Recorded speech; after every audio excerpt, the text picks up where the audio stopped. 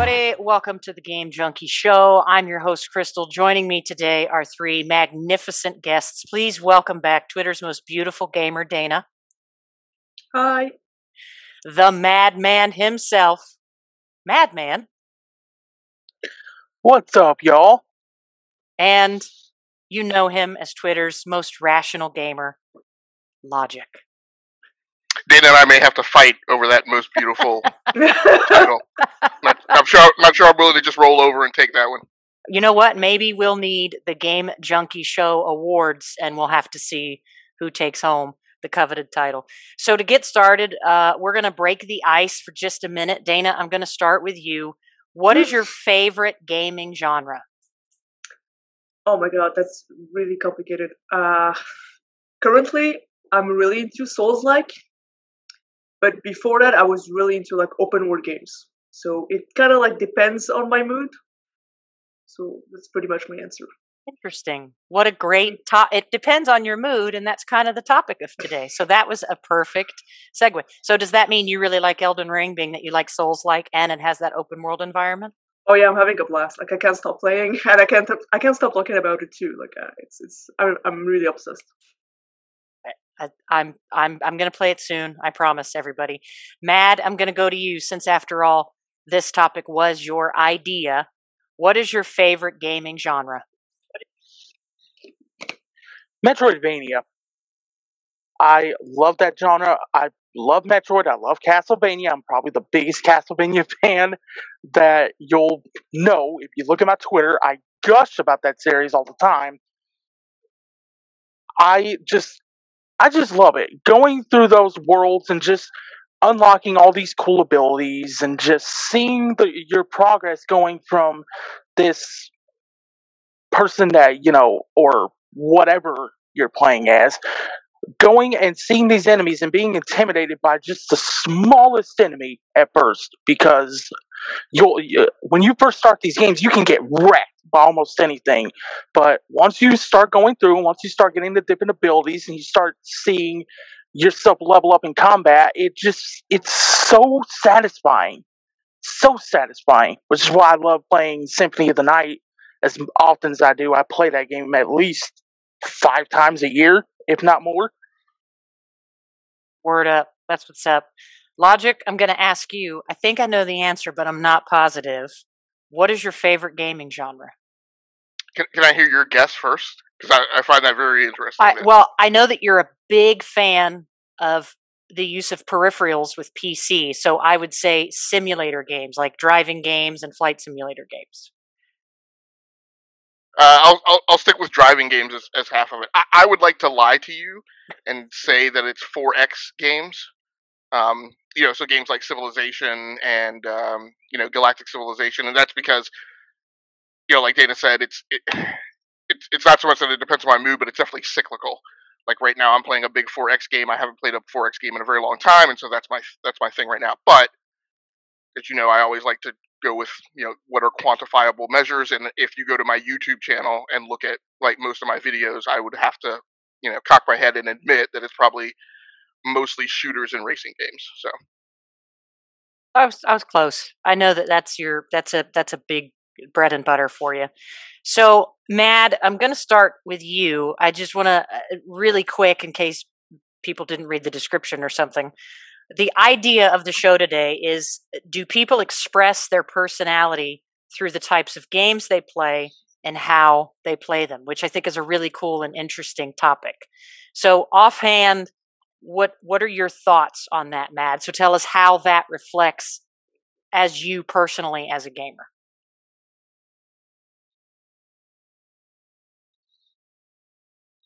Oh, what was that? Sorry, you cut out there.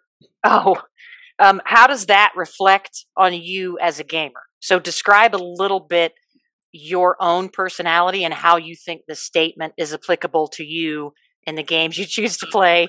Okay, so there was a cattail that just went across the screen. Saw that.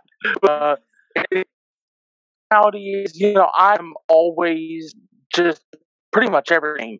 Just right up the pace. I have everything quick. So that's why I love things boomer shooters called like Turok and Doom and Wolfenstein and all that stuff. That's why I love the game so much.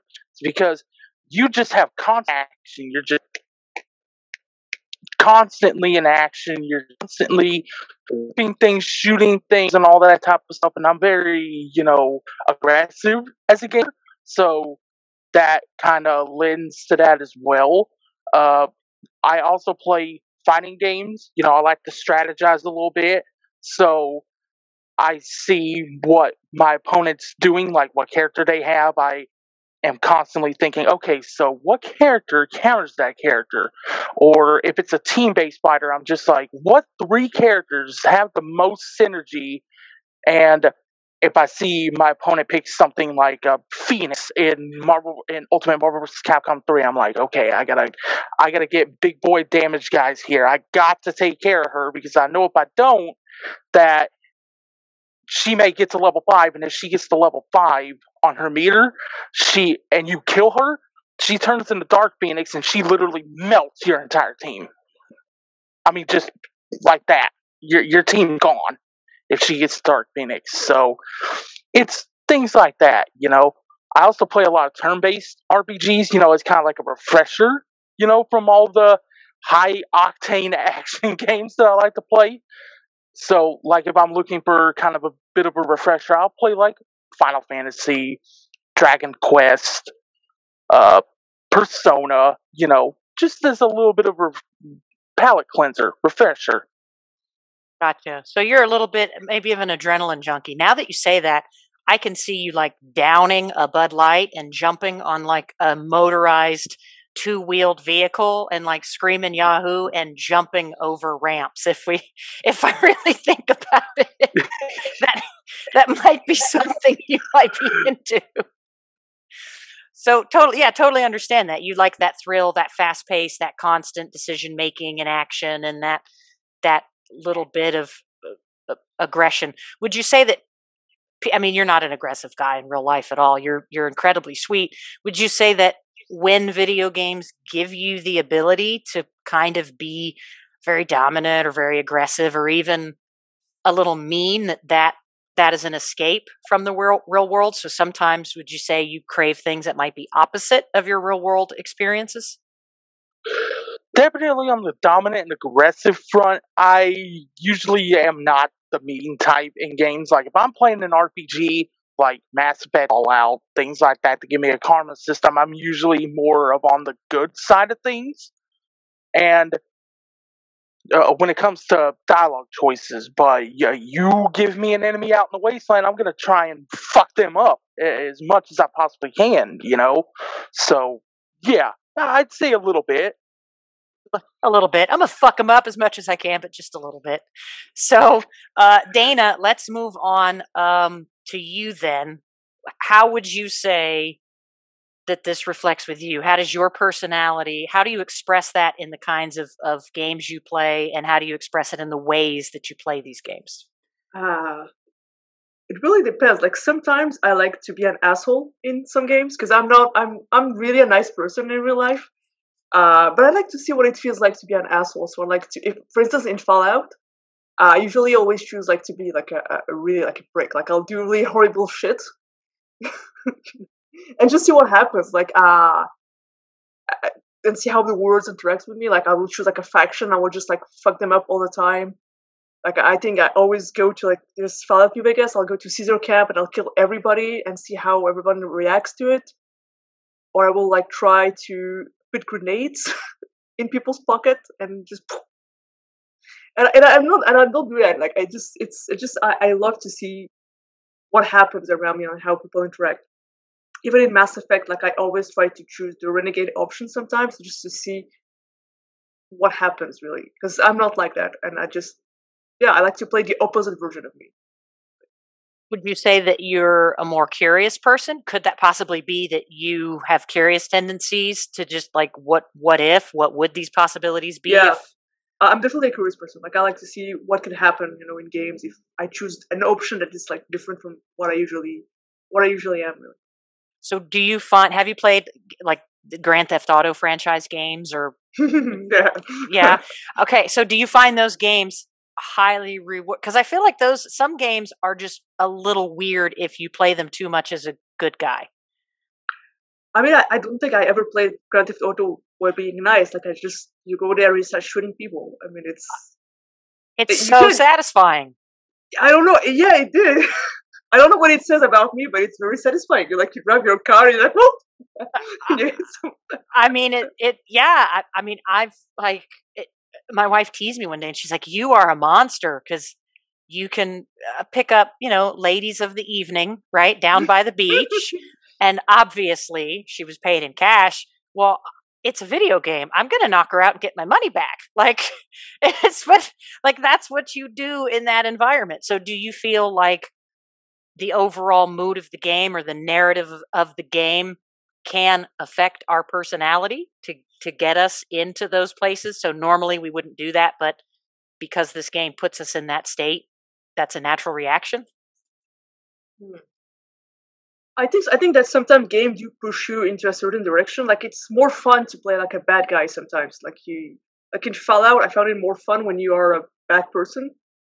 And like, especially like when you meet your father for the first time after like you did all the shitty things, and he says disappointing in you, but you're still his son. You're like, oh well, thank you, but like you did some horrible shit.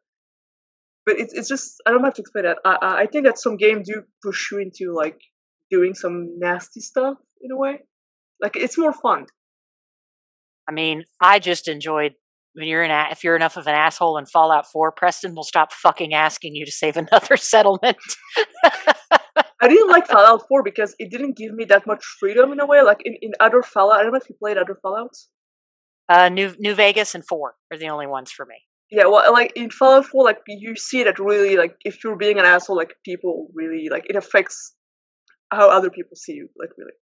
It absolutely does. I have run a whole lot of people off. If you play your cards right, you can run pretty much everybody, but like Kate and one other person. I don't remember, but I like that.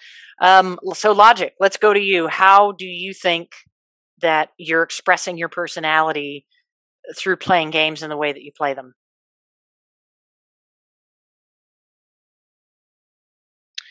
Yeah, this is tough for me. I'm actually gonna maybe learn some things in this discussion again. I'm probably also not gonna give you exactly what you want because the answer is like I don't know. This is one that I haven't been able to wrestle to the ground this week while I've been kind of thinking about it in the back of my head.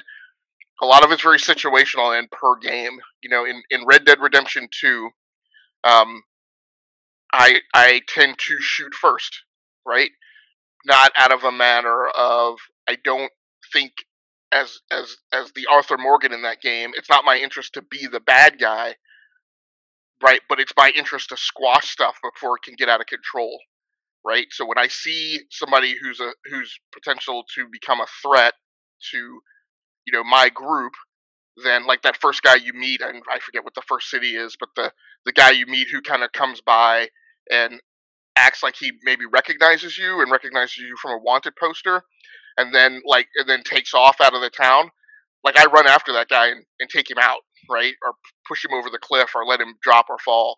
Um, and the bounty hunter missions, right? I always bring those guys in, not because I want to uphold the law, but because I want to get some money, right, for me and mine. So it's probably, while I believe the way I would actually behave is you know in a manner of honor. I don't know. Maybe I've interpreted that is the honorable set of actions given the circumstances I have.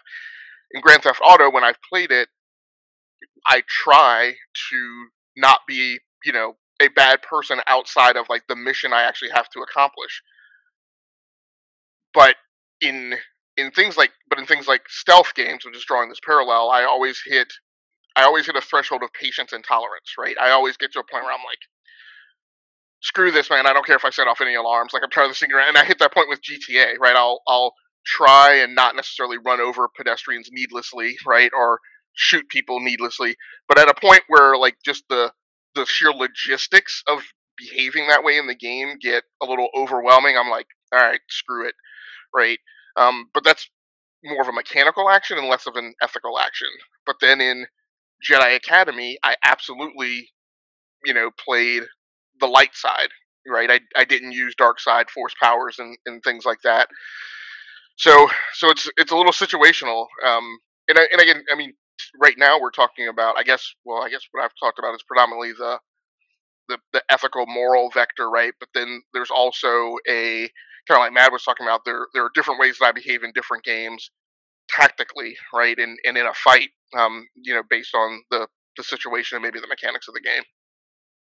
You bring up some interesting things that makes me see. This is why I love the show, because people say things and I think about things I never thought about before.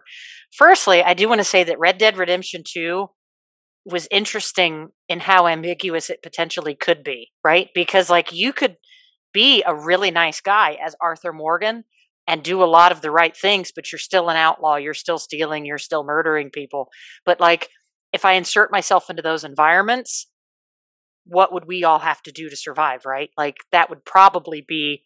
So I think moral vector is relevant to this discussion because like Dana was saying, she's so nice in real life, but every now and again, she might want to bitch slap somebody, like do it in a game, right? I mean, all of us here are pretty nice, but getting out something that we would never do. But then at the same time, sometimes that moral vector, like I can do a lot of shit in Fallout 4, but like I can't enslave all the camps. I just can't do it. I can't like upset Piper too much. We know I can't break Judy Alvarez's heart. I don't have it in me. So I think it is a really cool part of the discussion that maybe we want to talk about next, because we are all really humans, right? So at some point that game affects us and we're thinking about it from the perspective of our own moral compass. Hopefully I'm articulating that well. I would say for me, I don't think I answered the question, by the way, but my favorite gaming genre is WRPGs. I'm kind of going to side with Dana on this. I'm super curious, and I love being able to play the same story out in different ways. So I would say that's the first time I play an RPG, I like to be true to my personality. So I like to make all of my decisions simply based on rational thinking, but the will to survive. So I wouldn't say I'm necessarily good or bad. I'm just somebody that wants to survive. My second playthrough is always a protagonist that is as little violence as possible.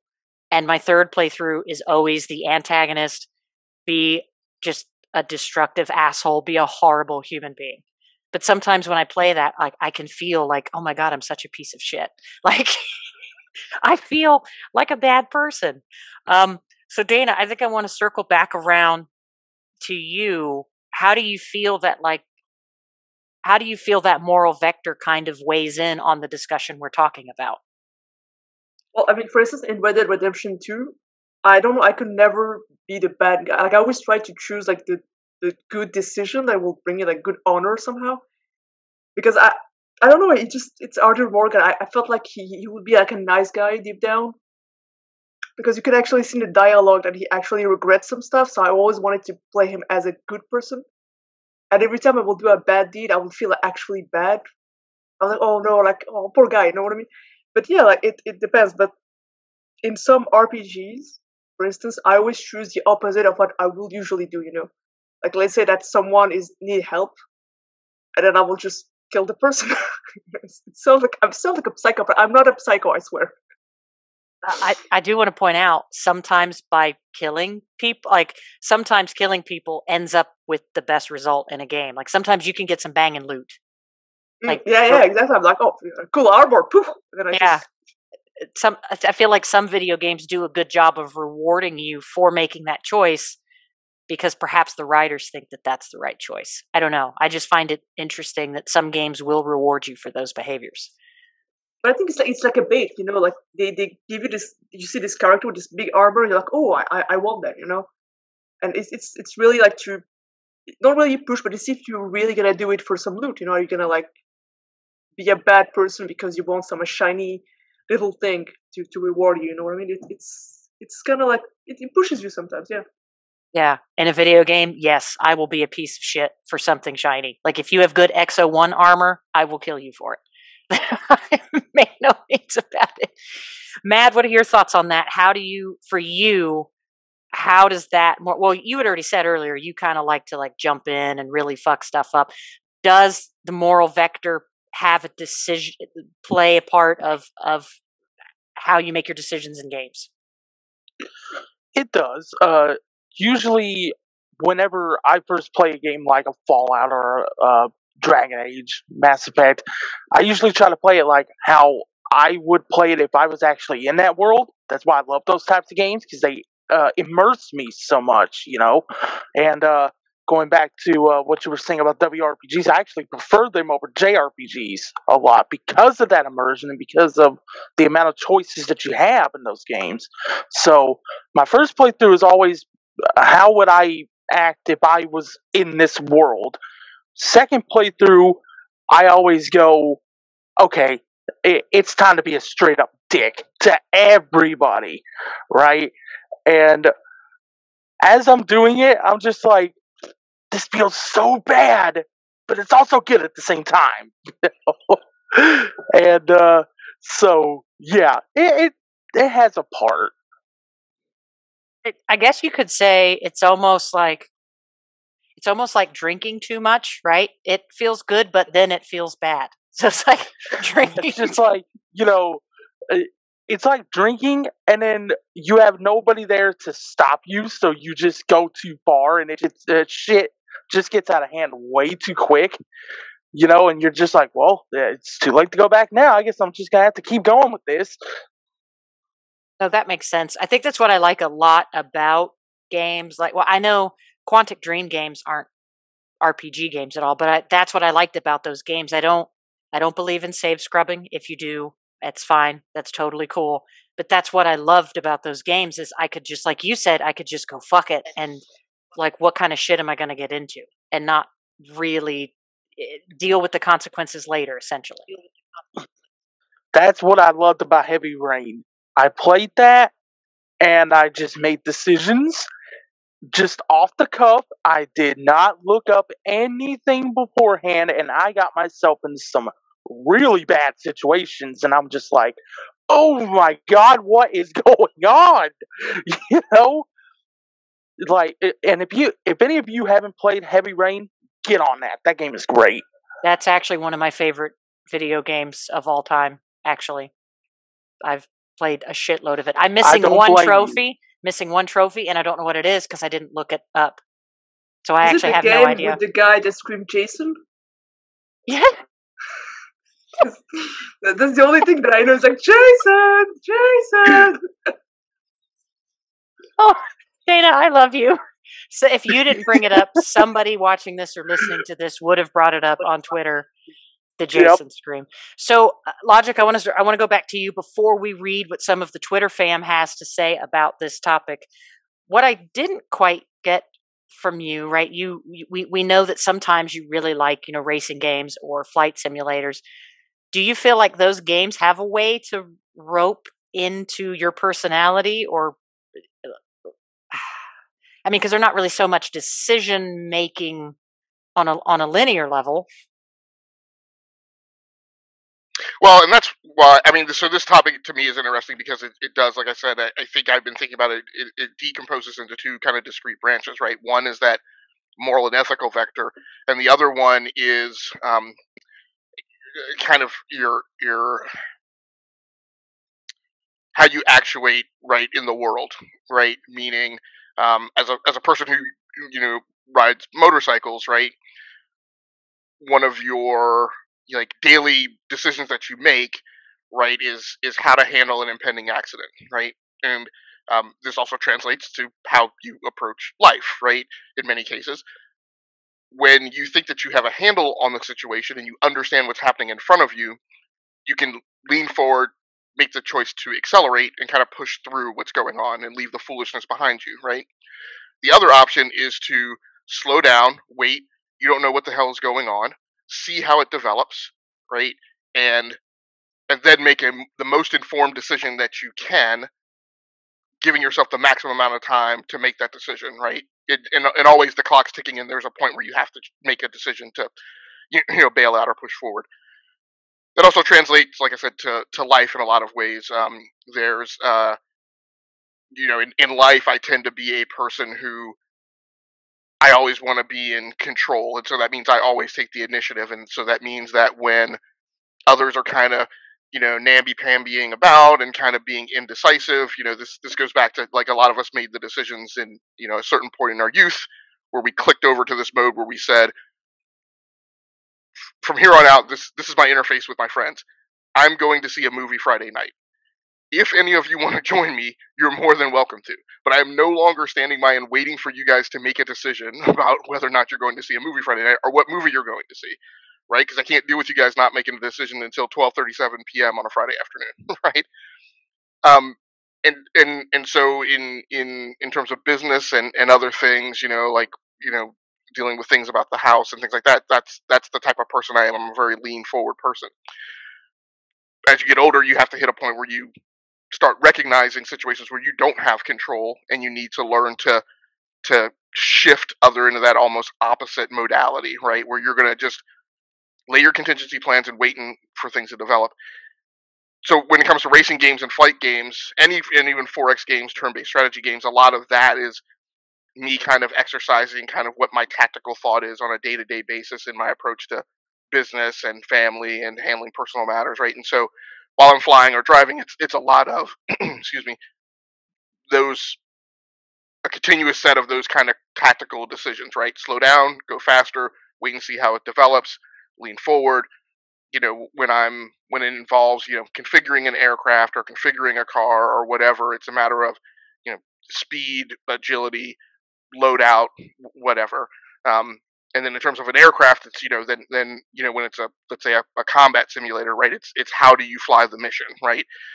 Do you come in low, try and stay below radar, take out a bunch of stuff, attrite the enemy and the resistance down to a certain level, and then pop up higher and be able to exercise with a lot of freedom, or do you just go in, as I often frequently say, do you just go in playing at Bogart, right, and put it on other people to come up and challenge you? So that is the part of the personality I think that it exercises and that this kind of topic decomposes into. It's kind of, maybe in simpler terms, it's how I go at playing Destiny 2, right? I am at my most comfortable in Destiny 2 playing as a Titan and getting in people's face, and where I actually use melee probably 60 to 70% of the time. It doesn't bother me when I'm in that mode to run out of ammo. Right? If my gun runs out of ammo, then I'm going to melee. That's a very, like I said, aggressive, in-your-face way to play it, versus somebody who plays, a warlock or a hunter and stays out at range and kind of grounds themselves more on agility and avoidance and cover than aggression. So that's just kind of how I've been thinking about the topic. I mean, that makes sense, right? If you watch racing, I mean, there are different strategies and ways that you can be more aggressive and pass more often, or you can, draft and save on your gas, or you could be like my wife and run everyone off the road and just pretend that there are no rules at all. She's the worst person to play fighting games or racing games with. It's absolutely awful. So let's go ahead. Yeah, the only thing I was gonna, you bring up a good point, and just to kind of frame it in more grounded, like, so I play a lot of Formula One games, right? And a lot of times it's I'm in fifth or sixth place. Do I push the car really, really, really hard and try and go for first, or do I just say, you know what, I'm doing good. Let's keep the car together, right? Let's not get out over the edge of our capabilities and just hold position where we are, right? So, and again, depending on what your personality type is, right, that is probably going to drive you to making like a different set of decisions for players who play those types of games. Yeah, in those kind of games, for me, it's like balls to the wall. I'm going to bump your bumper a little bit. It's going to happen. Like it's probably going to happen. Sometimes I get a little bit more like mad on this, where I'm like, akimbo, guns blazing, let's fucking go. Because I only have so much patience for stealth. We will test my ultimate patience level when I finally start Elden Ring. We'll see. I'm the same. Like I just start shooting. Like I try to be stealthy in Far Cry, and then all of a sudden I just start shooting, and that's it. There you go. I'm done. It's like Logiq was saying earlier. Sometimes if it has some stealth, I love it. But if it's like all stealth, like a SOCOM, I just get bored from it, because my natural personality, if any of you couldn't tell, is really like high energy. I'm not a very stealthy, quiet fucking person. So like that's just not a natural play style for me.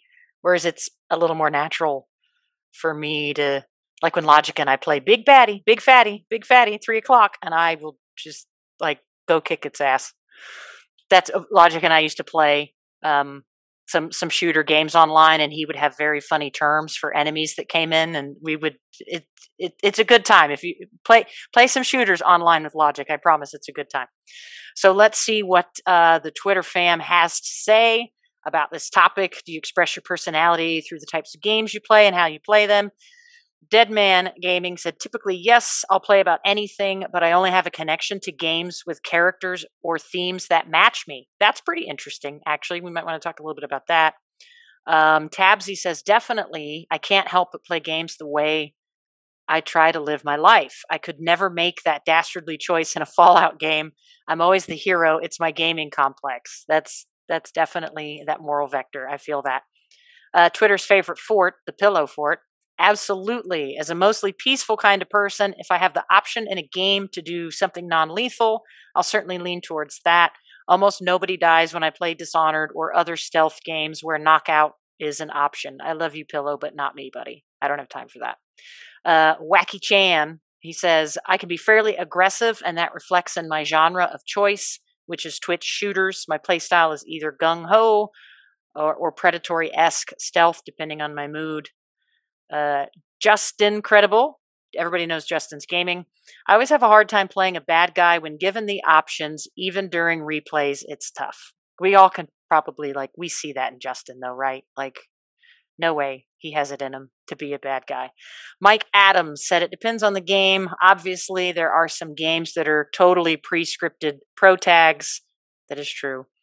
Those don't allow for much personality throughput. More open games do. Mass Effect straddles the line. Those are some good points. Anthony Cox says, I don't know if I express my personality through the types of games I play. I play a lot of racing games, horrors, adventure games, and I'm not fast or scary or adventurous. I do like to solve puzzles in adventure games because that does tie in with my personality a bit, having to think, plan, and solve. I'm going to stop right there for a minute, and I'm just going to say, fuck puzzles. Every video game developer puts puzzles in every game. I'm not a patient person, okay? I'm just not, okay? Puzzles are fine sometimes. I loved God of War, but Jesus fucking Christ, Corey. Uncharted, okay, they're supposed to be puzzles, but even in some of the I love Forbidden West, but how many fucking crates am I going to snatch? I see you guys shaking your head. Do we want to talk about this for a minute? A fucking puzzle dynamic? Dana, I know you have something to say. I don't like puzzles. I mean, one of the reasons why I didn't really enjoy Breath of the Wild is because there's a lot of shrines and the puzzle. I mean, it's not very complicated puzzles, right? But I don't know, my head can't solve puzzles, apparently. It makes me feel dumb. I'm like, what the fuck? It's kind of a weird thing. It's I'm not patient enough. Okay, but let's dig deeper into this. This is where the dumb factor? Well, no, not a dumb factor, because I know what you do for a living, and I know what Logiq does. So I'm wondering, right? Our personalities and our moods can be shaped by daily factors, right? Our job, right? Our work-life balance, the stress of that. You're in no way dumb, but could it be a factor for us that because of the stress we have in our careers and stuff, we don't want to sit there and solve puzzles because we feel like we've done this all day. I'm not in the, would you, I mean, how do you feel about that? My day is I have to solve problems in a way. Some days are more harder than others where I have a lot of work. This week I have a lot of work. I don't have time to do puzzles. But I mean, it's the same thing. It's kind of weird. I don't like puzzles.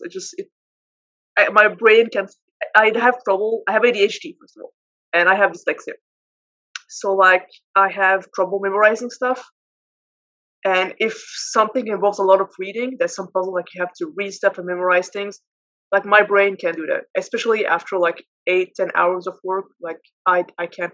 My brain is too tired to even remember something. You can have a conversation with me, and I can forget what you just told me 5 minutes ago. So when I game, it translates to that. I can't remember some stuff. We're twins there for sure. Because I usually get, if I game during the week, it's a small amount of time right before bed, and I'm I'm not doing these fucking puzzles. The Uncharted puzzles were great, though. That made sense to have puzzles, but one, I swear to God, it probably took me like an hour, but I felt like it took me like 20 hours. But Logiq, how do you feel about puzzles? Because I know your daily work is very intense as far as like problem solving and analyzing data. So does that adjust your mood and how you see puzzles in games?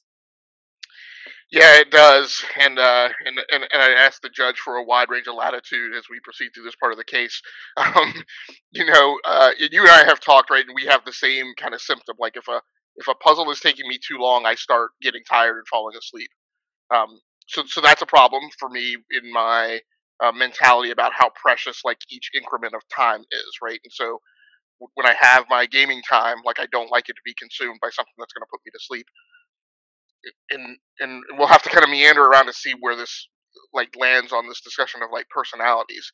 Um, Separate from the personality piece of it, or maybe it's all caught up in it. Like you said, like work is work during the day, and so when I come home, I play games for fun. There is a and so the gaming community kind of breaks down, I guess, into these two pieces too, right? There are people who talk about playing games to show off their excellence. I would sometimes argue it gets canted towards their supposed superiority. And then there are those of us who play games for fun, right? And my attitude, my outlook on life is I've worked very hard to get to a good place, and that has involved a very intense job. And that's where I go to work. When I come home to play, that's entertainment, and that's a game, and that is for fun. And I don't need to be given some Byzantine flipping Tomb Raider puzzle, right? In a in a on a 2D plane in a 3D right simulation to try and tell me I'm smart or not, right? I have all sorts of pieces of paper on the wall, right? That satisfy that need for me. The real big problem that I have with puzzles in games is first of all, I think all games are a puzzle. It's just that they're in certain pieces. I think of Destiny 2, and one of the reasons I love it, I think of combat in Destiny 2 as a geometric puzzle. So when I go into some of the very large set piece battles in Destiny 2, I think the thing that I like in it too is if you've ever watched kind of the Queen's Gambit, and I think I made this analogy on another show. If you've ever seen the Queen's Gambit and you look at how like the little imagery of like how when she's falling asleep at night, she sees like the chessboard up on the ceiling. When I go into a big combat set piece in Destiny 2, I start looking at it as kind of ley lines stretched out across whatever big arena that I'm in, and I think of that geometry, and I look at where the free spaces are and where I can maneuver and where I can gain cover. And that to me is a sort of a type of puzzle. It's a dynamic puzzle. It's an in action, in motion puzzle. But then we have these static puzzles that you're talking about. And one of the reasons that they frustrate me is they are, like I said, the whole 2D, 3D thing, they are a radically they're a radical abstract, right, from reality that they're trying to convey to you and trying to get you to operate in. And I believe that certain ways in which we as humans interpret that data is doesn't work, right? The other thing, and I think it hinges a little bit on what maybe Dana was saying, the huge problem I have also in my workday life is I get a certain degree of latitude where if there's a puzzle at work that I'm encountering, I can do what I can do the Captain Kirk. I change the conditions of the test, right?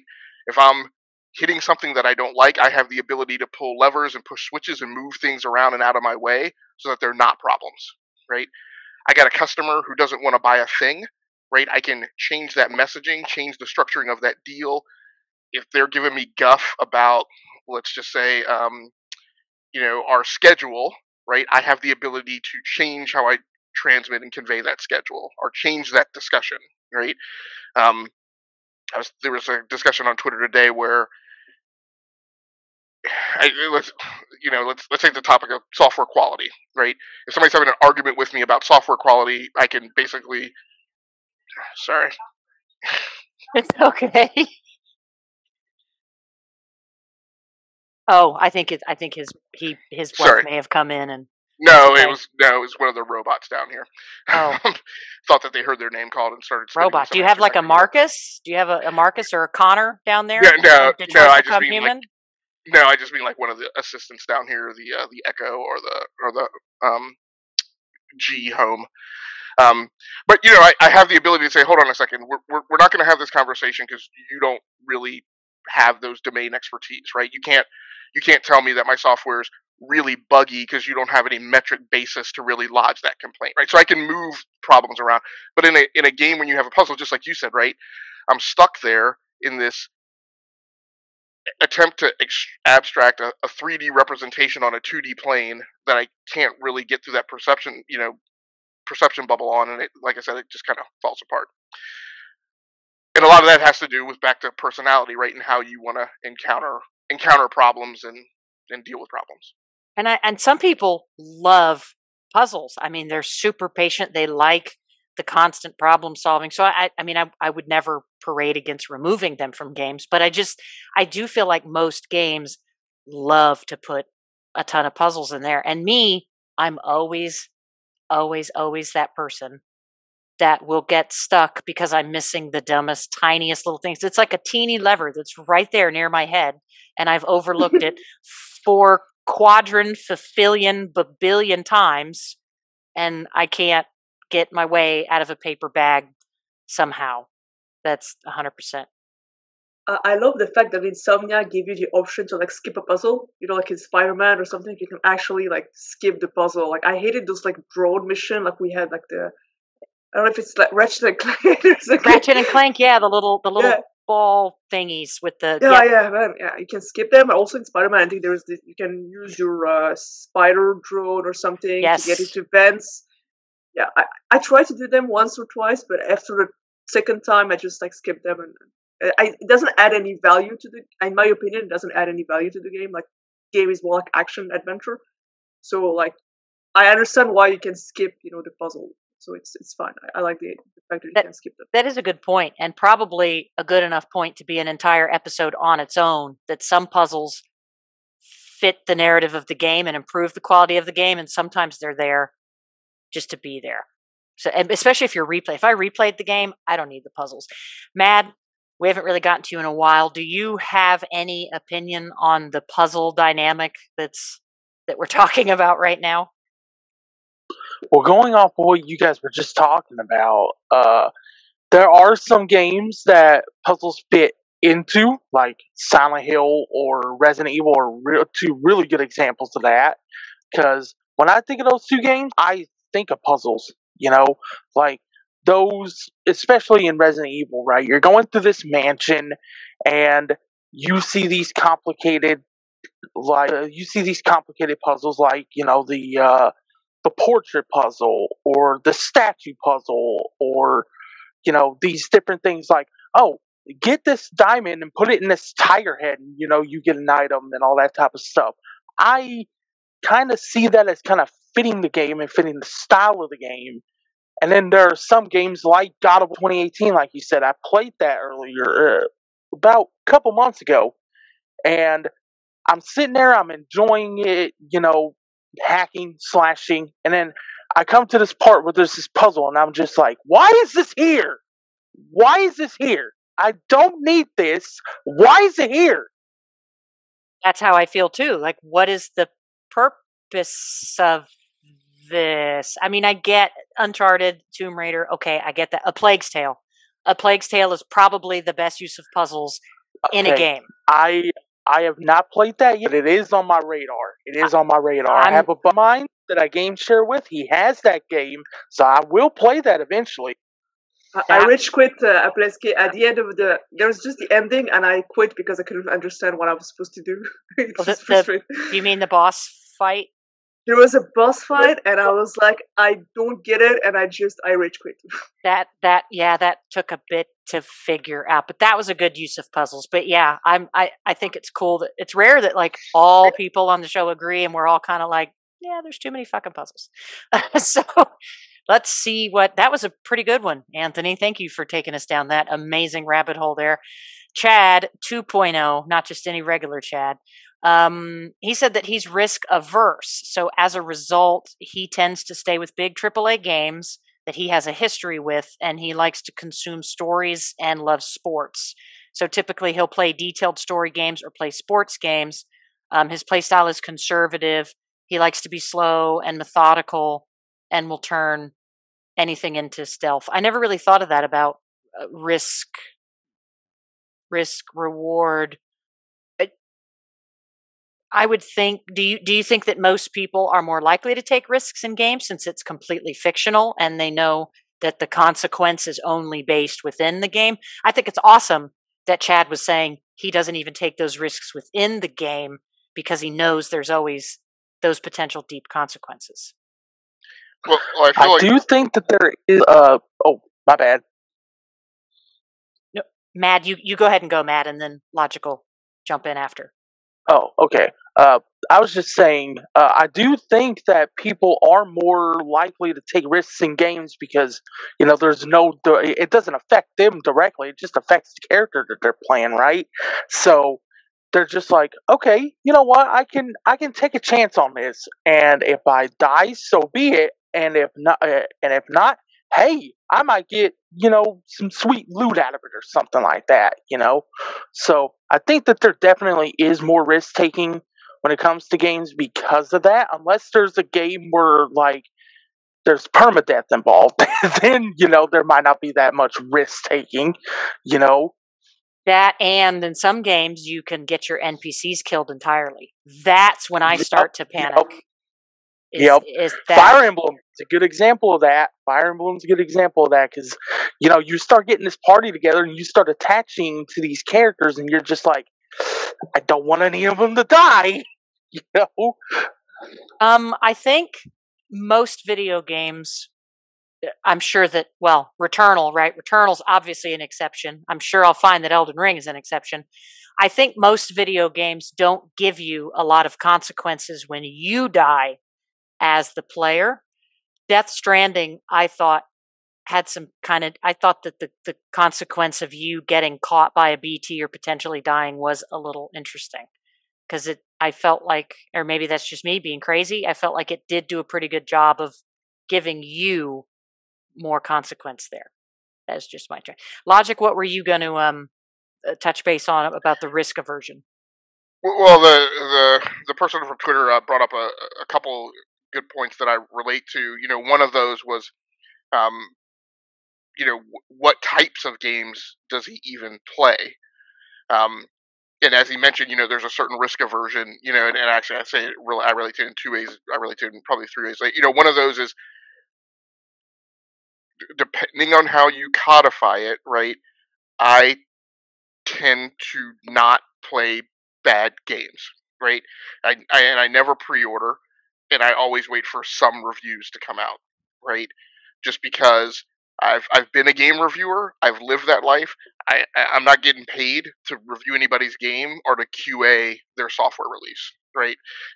Like, finish your game, put it out, let other people review it, and then I'll play it based on kind of some initial feelings that I see. Now, my own approach to how I kind of cull what is on my backlog list, for things I'll potentially get into is still pretty wide.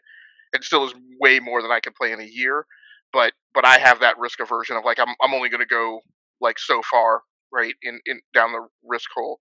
But the other thing that he mentioned is that they mentioned is sticking with, like, what they know and what they're comfortable with. And I don't necessarily stay that tightly focused, but again, people have budgets. People are only able to pay for so many games a year, and the thing that relates most to me is not so much a budgetary matter, but a time matter. When I was in school, and I had been gaming for a very long time, and then there was a point where I went to school and I was not going full time. I was having to go at night, so I was working a day job and going to school, and I collapsed for that period of time, about 2.5 years, to this thing of, I played a lot of mobile games. I played a lot of things that I could get in and get out of, and I played a lot of things that, and you've heard this from me before too, that they had what in my mind equated to a deterministic entertainment output, right, per increment of time. It was, I know that I'm going to go into this game for X period of time and get progress and fun out of it, right? And this goes back to the puzzle thing. Like, I'm not going to play a Tomb Raider game, right, where there's the risk that I'm going to get hung up on a puzzle for an hour when I only have, an hour best, right, to game at night. And yeah, I would default to playing a lot of racing games, playing a lot of things that, like, I know that I can go out on X number of missions or X number of races and get something done, right, and then close the game down without the continuity tail like keeping me up. Elden Ring I enjoy, but depending on situationally where you are in that game, I hit points where I'm like, you're not able to just stop the game right there, right?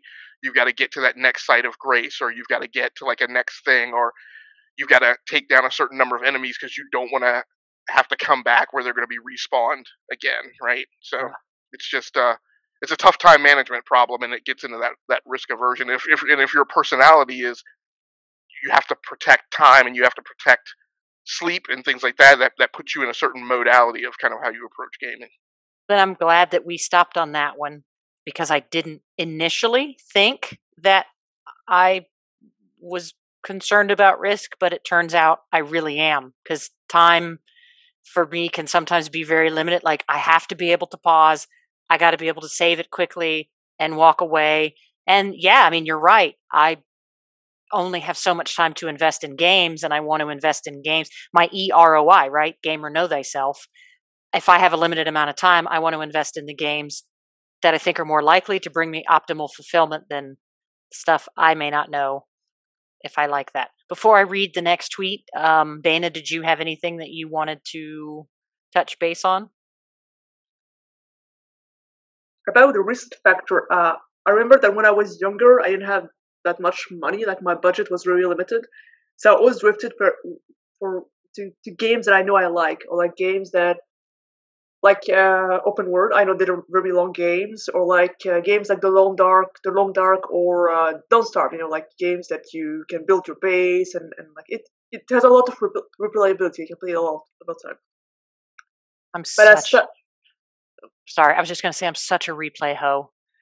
Like, oh, it's I was so like bad. that. I was like that. I could only like buy like 2 games per year, so I would like play them over and over again. Borderlands 2, that game had so much possibilities. I can be different characters. I can have, for the same character, I can have different builds. Like, if you were a siren, you can like be like a siren that uses like acids or like fire or like something else. Like, it was really, really like very, very, like, I spent like 500 hours on Borderlands 2 for like the first year it came out. And now that I have more budget, I try to go out of my comfort zone. This is how I got into like Souls game, because I kind of like wanted to try something new, and I needed to be challenged, so I started playing them. Got my ass kicked for like a year. I got to tell you though, I saw you. I want to say you started on Bloodborne. Is that right? Yeah. And I saw you like on Twitter going, I don't know, this is kind of hard. I don't know that I like it. And then you walked away from it for a while. And then I want to say a couple months later, you came back on and something magical clicked, because it was like, I got COVID. beat this bitch, beat this bitch, beat this bitch, beat this bitch. It was like, what the fuck? I don't know what the fuck happened. I got COVID, and I was feeling really, really like weak and very tired. And I don't know, I needed something to make me feel better somehow, but I wanted to feel out of my comfort zone, because I was just, oh my god, like I walk 5 miles and I walk like 5 minutes and I'm exhausted, So I wanted to challenge myself, and the only thing I can do was game. So I was like, okay, I'm gonna try to play Bloodborne, and I don't know, like something happened. Apparently having a high fever and not being able to breathe as much made me a better gamer. That's awesome. I just remember watching it and I'm like, that is incredible. Like, Dana is just fucking killing this game out of the blue. It was. I was really surprised. Like, my god, it's actually working this time. And now you're just bowling through them. All right. So Hour a Day Gamer says, I have a hard time lying to NPCs and such in games. I always try to play the friendly role. It's really hard for me to play a bad guy and do bad things in games. For those of you who don't know Hour a Day Gamer, he is like genuinely and literally the sweetest guy. So I can see that. Mateo says, sometimes my initial playthrough is definitely more informed by my personality, but subsequent playthroughs on a game like Fallout might have me doing some more non-Mateo type decisions. My man. Xavier says, if there's builds involved, I tend to go for melee, but I'm not really confrontational. Although I can see that if it's party-based. On parties, I tend to make my character protagonist the tank that protects the party, which might reflect that I care too much for my friends and have a really caring personality. So that's kind of an interesting thing that maybe we want to touch on. Have you ever felt like a very particular personality trait like that has influenced game decisions that you made, Dana?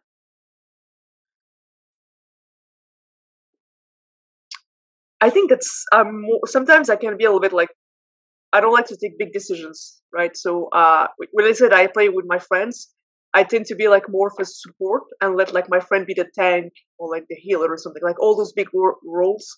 I tend just to be like more of a support for them, because I don't like to have that much like what's the word for it? Sorry, my cat's like attention. Yeah, I don't like that, and I don't like to have what's the word? Responsibilities.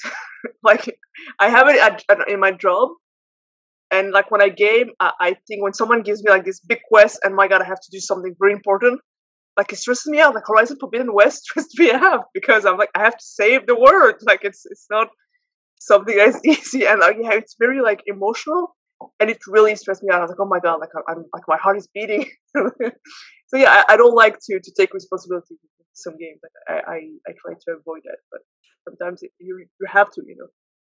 Very interesting take. For me, I would probably,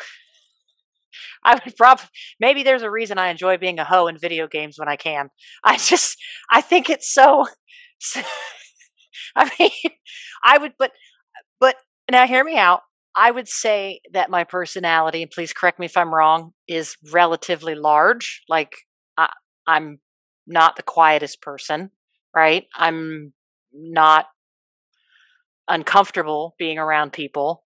I don't necessarily need attention, but it doesn't bother me. So I don't know why. I don't know if that relates to why developing relationships in video games feels really rewarding. Maybe it's because I value my friends so much and I'm like very, very friend oriented and social connected oriented. So, if I like through Forbidden West, making all these allies and like I just really, really enjoy making friendships in games. And yes, like I will sleep my way through a video game too. If you give me as a developer, if you give me an option, I will sleep with everybody. But that I think that's because I'm just so people oriented and people connected. So that makes sense.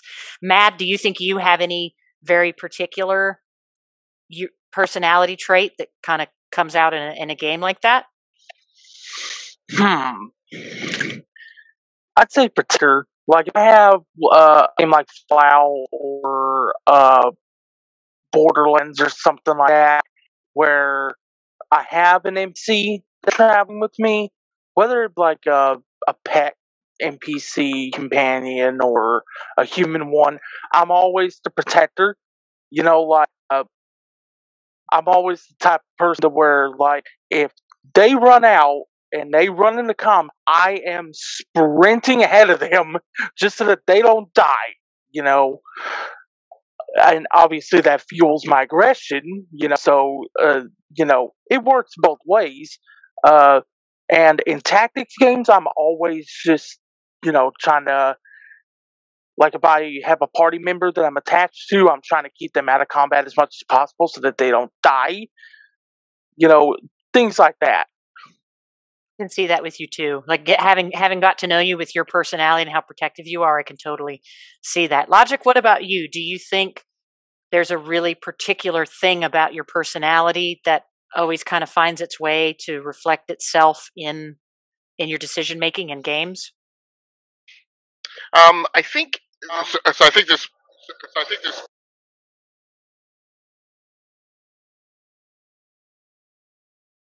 Sorry, I heard an echo. So I think this most particularly pertains for me to multiplayer games, and so I played Overwatch for a little while. I tend to like playing the roles and classes and following the set of tactics that other people avoid or don't like.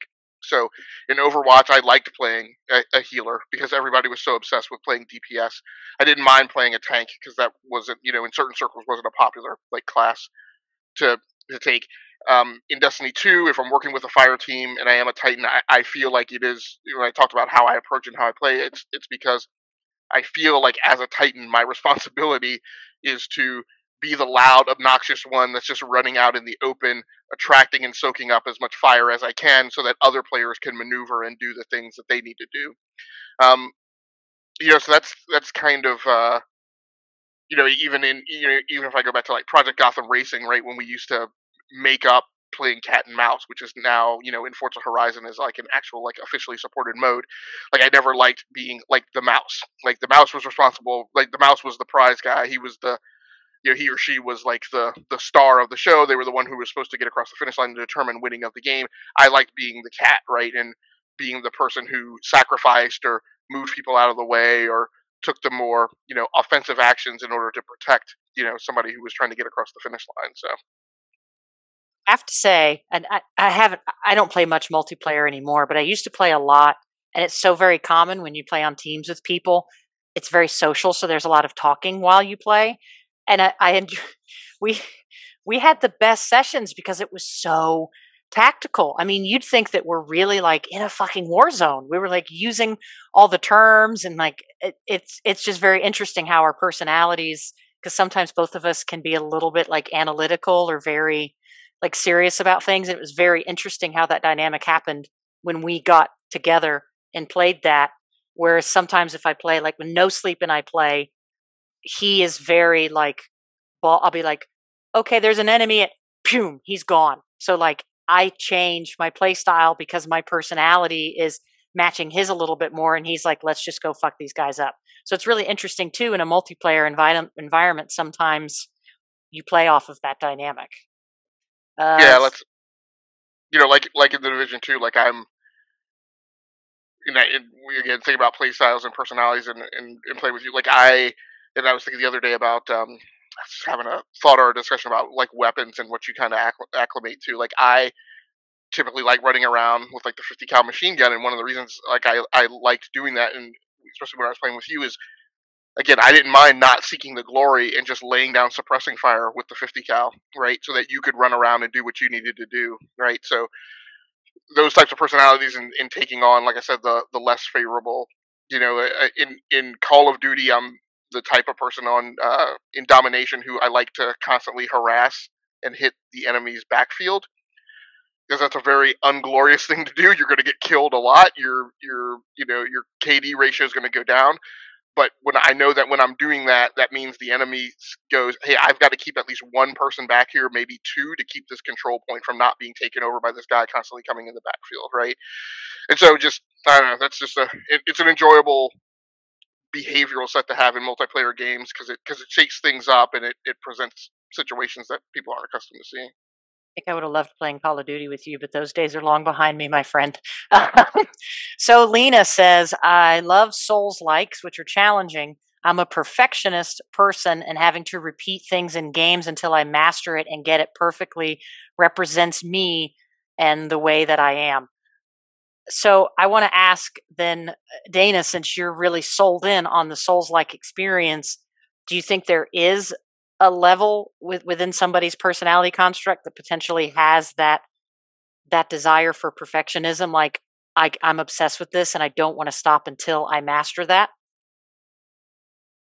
I mean, yeah, because you have to like master the combat. Really, like it's like a dance. You have to dodge at the right. You have to parry at the right moment. So eventually, you are gonna die a lot. But at the same time, the more you die, the more you have more control in the end, because like you know the pattern of the enemy. So yeah, like there's a yeah, you need to be perfect almost sometimes in those games. Are there other environments in which you would say that you're a perfectionist, or is it just in those Souls like games that you would say? I think that's so far.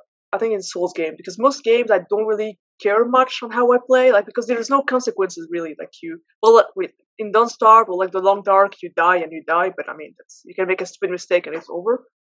But in games like let's say I play Assassin's Creed Valhalla, right? Like when you die, you die. It doesn't matter if you didn't like perfect the gameplay or not. It doesn't really matter. But in games like maybe Souls-like game, like if someone hits you, like it can be just a tiny little spider. It hits you and you die. And like so, you have to learn how to like dodge this little thing that it's not supposed to be killing you. Like it's just you're weak, so you have to like master and like dodge, learn the movement of every enemy until you can power them. Because at first you're very weak. So you have to like dance somehow just to be able to like win those games or those counters. That's so interesting because I've always said those don't sound appealing to me. But I'm gonna give Elden Ring a fair shot. I am absolutely not a perfectionist, not in any way, shape, or form. I'm not a person that does sloppy work. I don't put things off. I just don't think perfection is possible. So I'm not a person that sits there and obsesses about the details. So it's very interesting that we're talking about this. And I'm wondering if that might be why I don't immediately feel very attracted to that play style, is because in general, I'm not that perfectionist kind of person. So that's kind of an interesting dynamic. I feel the same way because I didn't want to have the stress of like perfecting the gameplay. Like, but I don't know, it gripped me. I don't know what the fuck happened. Now I'm addicted to those games. But like before, I would like if I die, I'd fuck it and I rage quit and I never think about it. But like now, I have this feeling that I need to be patient and I have to learn and like observe. Like I feel like my mind shifted in the way I game now. Like I'm more aware of what's happening. I think that's the FromSoft magic, is Miyazaki's ability to like rewire you to want that. Yeah. Well, he'll have his hands full with me, but we're going to give it a shot, folks. Wes Bates. I tend to think I do and that my tastes reflect who I am. But when I think about it more, I'm not so sure. Like, what does it say about my personality that I play a lot of different things, but don't replay almost anything? I don't really know. That is an interesting point. Wes, one of our friends over at the Great Game Debate, fantastic podcast, he plays everything, you guys. He's JRPG heavy, but I mean, I know him relatively well personally, but just based on the games he plays, I think it would be hard to try and determine what his personality might be like. I don't know. We might have to come back and tease him on Twitter later. I don't know. Elden Lord Swan says, I just play about everything and how I play depends on my mood, which totally relatable. I like this Twitter username, the spark that makes your idea bright. I would say my real personality, no. It's like bizarro me. I do all the things I don't do in my real life. Fair enough, because it is a form of escape. The Canadian Cowboy. Yes, I always pick to be as nice and kind of a person as possible in a game, especially honorable. This one's a unique one from Meg. It's not necessarily related to a personality type as much as it's just a thing that she has. If there's an open world map in the game, she has to go to all the edges of the map just because. So I want to talk about that for a little bit because that's almost like a unique quirk, but that's kind of, right? It's kind of personality based, right? For her, she doesn't know why. She just likes to explore the margins. So Dana, would you say that there's anything you do in a game that you can just because you have like this unique thing that says, I just really want to explore the margins, or I just really want to do this one thing just because and I don't know why?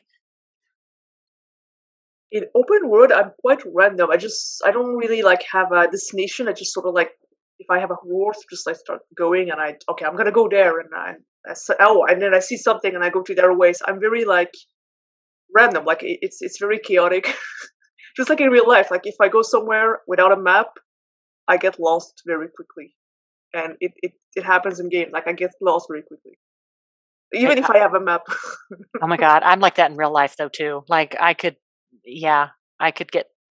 that way. I can't think of anything. I can't think of like one thing that I feel like I have to do if the option is there. Logiq, is there anything for you that you can think of? Like there's a thing and you don't know why, but you have to do it anytime there's an option to do it? Yeah. Yeah, we need to check the clock because we just got on a fast moving Oh river boy! with class 3 rapids in it. So, God. so this is a topic that frequently comes up on my podcast, and we have lengthy conversations about what we refer to as the metas. And so, many games and many game genres have certain metas that are kind of an endemic part of their design that you can see replicated across the population of gaming titles that come out per year. In an RPG, in a first-person shooter, in an MMO, there's an inventory meta that I definitely participate in. Like, I have a driven desire that, look, if a game gives me loot and it gives me a bunch of stuff, I feel obligated via the fact that I, in some way, at a very incremental micro level, paid for that stuff, that I need to use it. So in Destiny 2, if I get 9 weapons, I'm gonna cycle through utilization of all 9 weapons, right? Same thing with cars, right? In Forza, right? I'm driven to like use as many cars as I can, which is an almost impossible feat. And so in Diablo 2, where you get lots of weapons loot, like I don't, and it creates a big divide between the way I see a lot of other gamers approach games and the way I approach games. Because typically, what you will see is in games like the Division 2 or whatever, you will see people typically settle into like 1 or 2 weapons that are their favorite, and they use them all the time. And in my obtuse perception, where I have a hard time grokking that, I'm like, I don't know, like that wouldn't satisfy me, because I'm like, I don't want to just use the same thing all the time. We talk about builds in Elden Ring, like I don't want to use the same thing all the time. I want to cycle, weapons. I definitely also have a map meta, and we were talking about that just this week, where the map is an environmental thing, objective goal in the game. And so actually in Elden Ring, most recently, and again, I'm just at my outset, I took a hard swerve after kind of talking about it on a podcast, and walked away from that podcast, and I said, I'm not going to try and main the campaign or the bosses or whatever. I'm going to play the map. And I went to my next session, and I picked a cardinal direction that I was going to explore in, which was due east, and I said, I'm going to play this as a strategic map exploration exercise and go around the map encountering challenges. You can see monsters out on the horizon, right? Decide that that's what I'm going to go engage. It's almost kind of like uh, a, a territorial takeover of the map, or an experiential, clearing of the map, or getting through a section. And I'm like, that's what I'm focused on. And I'm not focused on, I see on Twitter everybody's talking about like the series of bosses that they've encountered and knocking them down in order. I'm like, whatever, I'll eventually get to that. But for me, I want to clear out this, because on the Elden Ring map, it's kind of like a fog of war, right? Like the pieces of the map that you haven't been through, it's all grayed out. And I'm like, my objective is to start slowly eating away at that 800-pound elephant in the direction that I choose.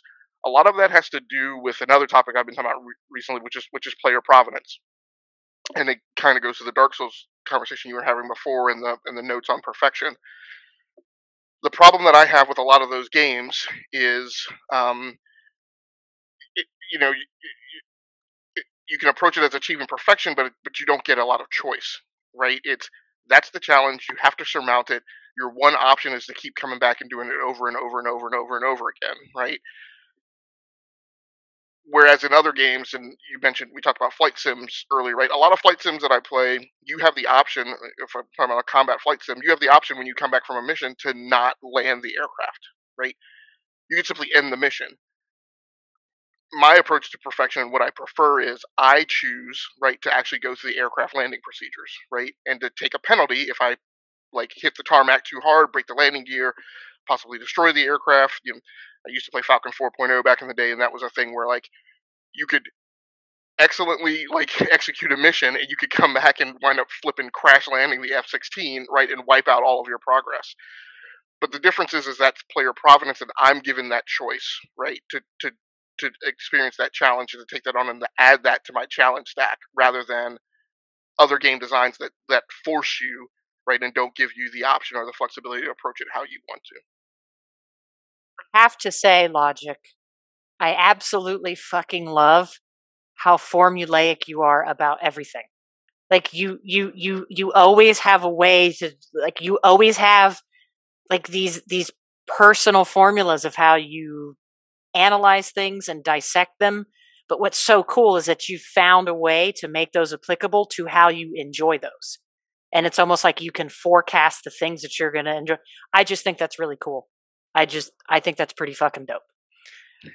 And now I feel a little bit, I'm going to admit, I'm very much a creature of habit. I know, like, in a shooter game, I know I'm going to have like a sniper and an assault rifle. Like, I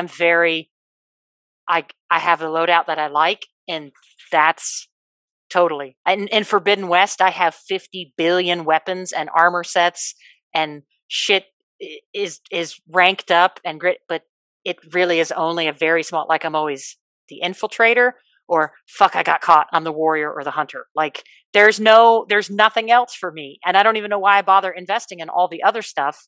But I'm realizing now from this conversation that sometimes I'm very much in a box of, like, how in some of these games my play style works.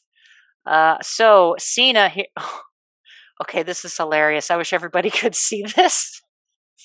She said, "Let's just say this. I ain't never played Barbie's Dream House Party." And she has the big picture of the Barbie's Dream House game. So that's kind of funny. I think she might be saying that she can predict the kind of games she likes, like Chad. So is there anything else before we wrap up that we haven't touched on, that we want to touch on, or something that we want to touch on deeper in this whole conversation of kind of personality versus games and play style decisions? Matt, I'll start with you.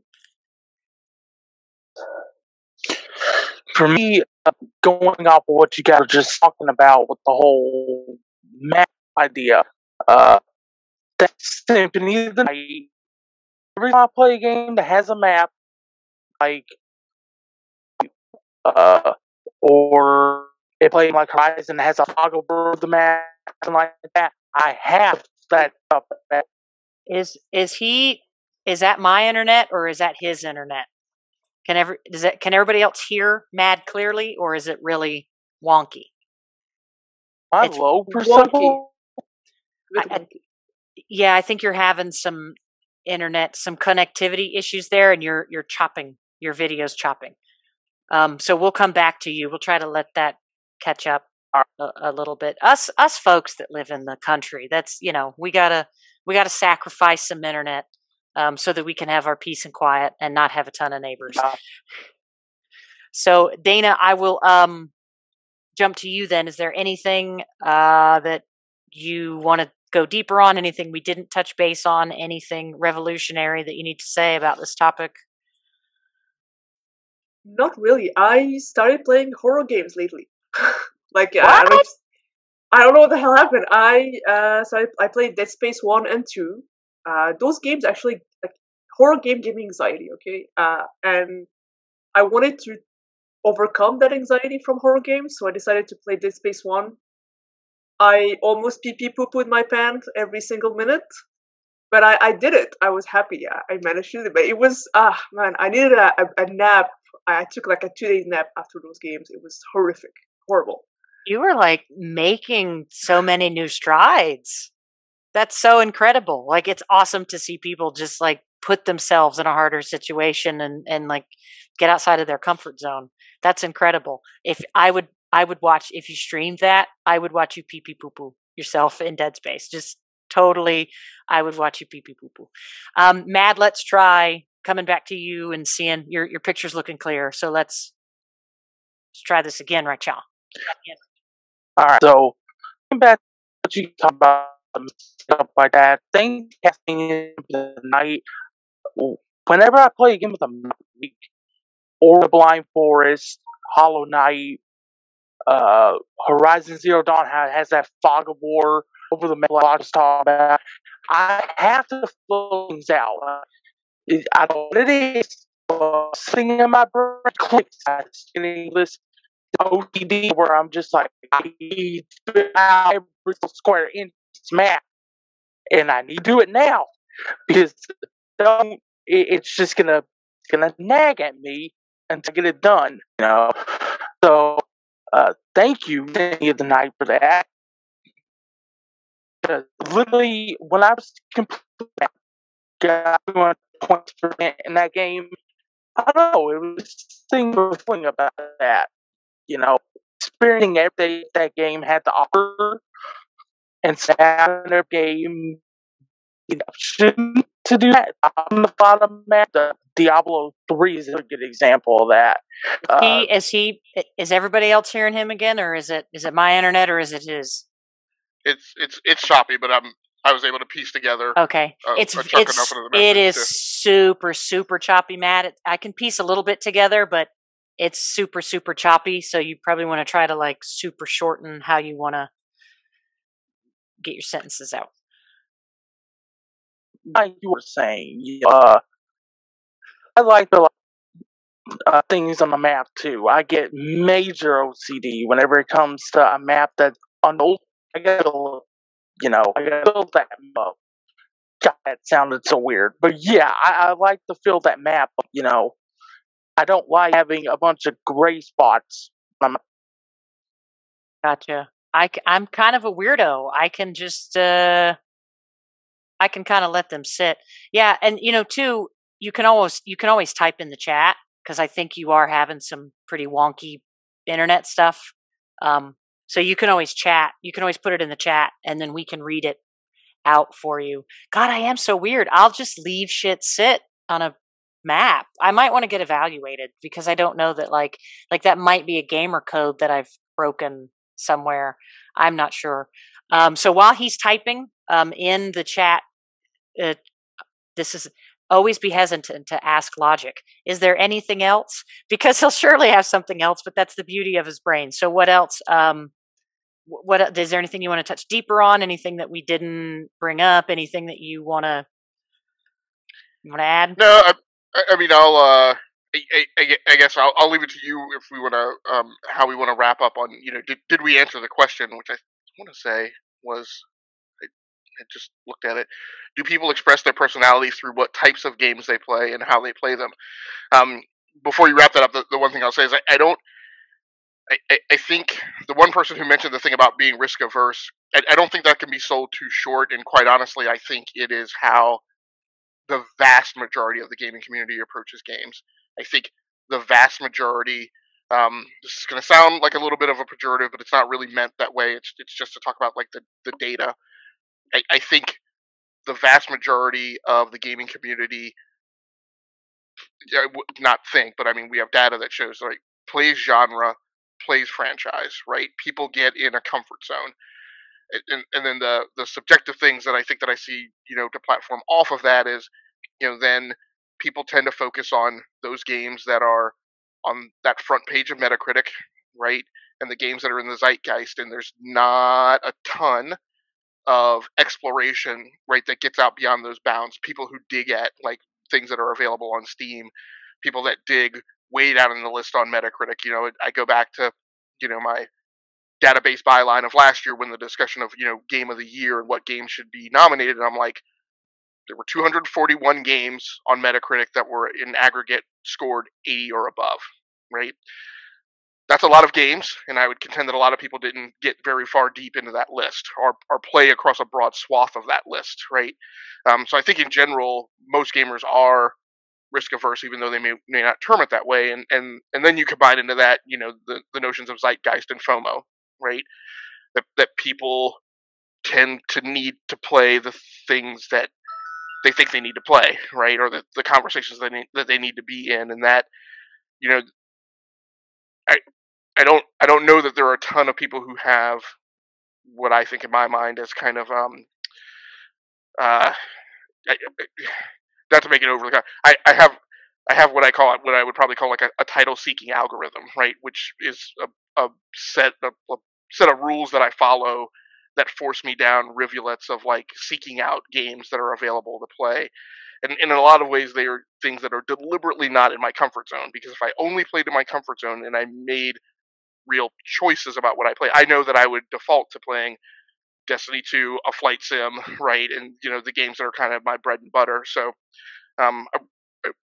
that factor is probably way more prevalent across the gaming community that person mentioned than a lot of people would give credit for. I would say so too. Now that I think about it, I think that's definitely correct. And I know I have been guilty of pigeonholing myself into mostly major AAA titles, more common franchises, especially in the years prior. But I mean, I like what I like, and I love to replay games. Last episode from 2 weeks ago, Steven Galaxy and Ready Set Indie did a pretty good job of encouraging me to step out of that by trying more indie games and kind of using Game Pass to find more indie games and just step out of, because they were sharing with me some games that they said were incredible, and I'm like, based on the description, I wouldn't have thought that that's a game that would be good at all, which now I'm seeing was a natural risk aversion to time and money and what that equates to, right, with value and everything. So yeah, let's just real quick, Dana, I know you don't have like any streams or YouTubes or anything to share, but if folks want to go on and follow you on Twitter and become your virtual friend, where can they find you? On Twitter mostly. Can you spell it? Because I can't spell it for shit. Yeah, it's Blind Guardian DC. You can spell it. You can type whatever you want to do, or you can put it in chat, and I can. It's Blind Guardian, and then it's just DC. Gotcha. Blind Guardian DC. Boom. Very easy. And I'm going to, just because Mad here has some internet issues, he does stream on Twitch. He does put videos up on YouTube, and he is on Twitter. Definitely go check my boy out. Across the board, you can find him at the Mad Belmont, Belmont, the Mad Belmont. Go and holler at my boy and check out some of his stuff there. Logiq, you have a lot of stuff going on. He's got the E2KG network, so it's a nice, fun podcast that they do every Thursday night with friends.